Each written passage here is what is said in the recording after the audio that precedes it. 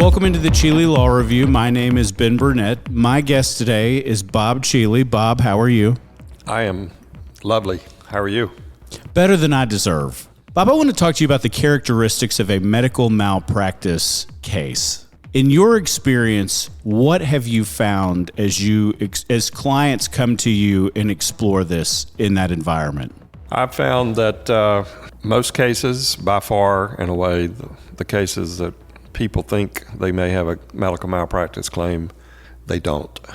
It's not because they don't feel like they were not cared for properly by a hospital or a doctor, but it's because they don't. You're not able to check the boxes. There's 3 boxes you need to check. One of them is, was there a breach of the standard of care by the medical provider, such as hospital staff, nurses, or a doctor?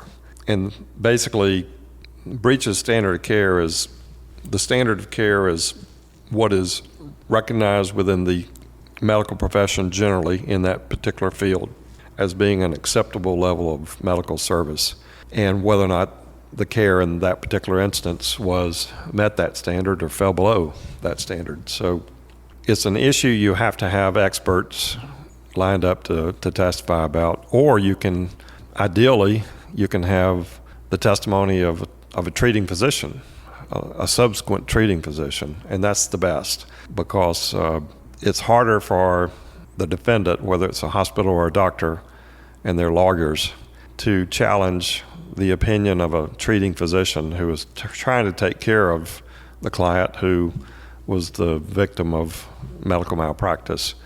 But it's easier for them to attack a paid expert in that field. For obvious reasons. For obvious reasons. As you look at expert witnesses that are non-treating physicians, they clearly, as you alluded to, don't have the same level of credibility with the jury because everybody knows that they're being paid to testify.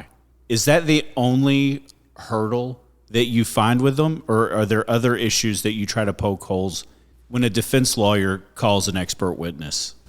When I am cross-examining a defense expert witness, or when I'm preparing my own expert witness for deposition or for testimony at trial, I want to make sure that there's no soft underbelly that our case has that can be penetrated by the defense.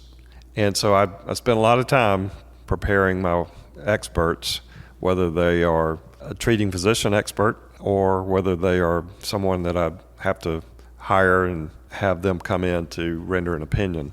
It really does boil down to these factors. Number one, is that expert or doctor, whether it's a treating physician or a paid expert witness, is that person credible? Do they have the necessary training and expertise and familiarity with the issues involved in the case? So that's the biggest factor, is because at some point they're going to be challenged through something called a Daubert challenge, where the defense, they're not an expert, that they don't know what they're talking about, they didn't follow the right customs and procedures to render an opinion in the case. And so every expert witness that you present is going to be challenged, and they're going to try to knock them out after they've rendered their opinions. So you've got to be very careful with who you choose, make sure they're knowledgeable, make sure they are well prepared for their deposition so that they don't get blindsided and subject themselves to being stricken under a Daubert challenge. As you look, expert witnesses exist far beyond medical malpractice cases. You find them frequently in civil cases that you guys try in various courtrooms, correct?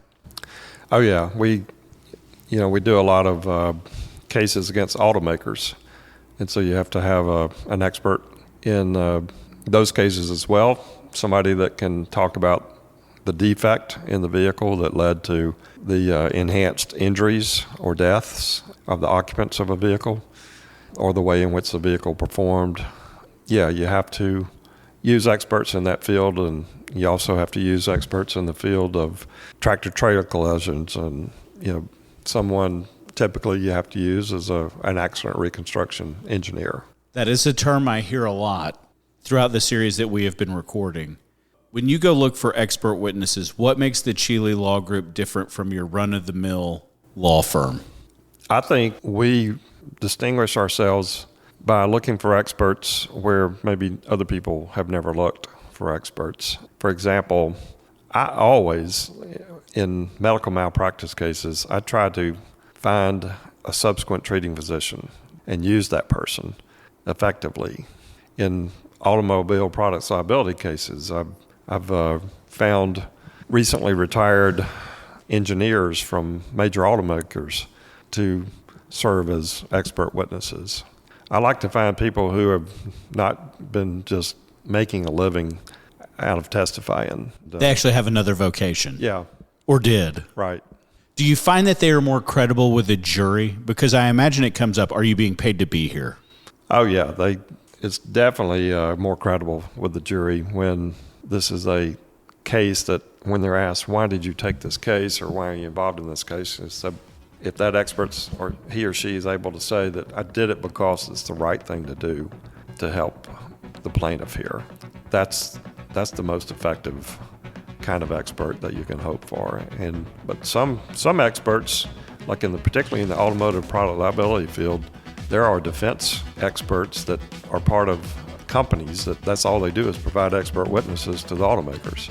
You're probably pretty quick to point that out, aren't you? Oh yeah, and the tens of millions of dollars that their companies make, being paid by the automakers.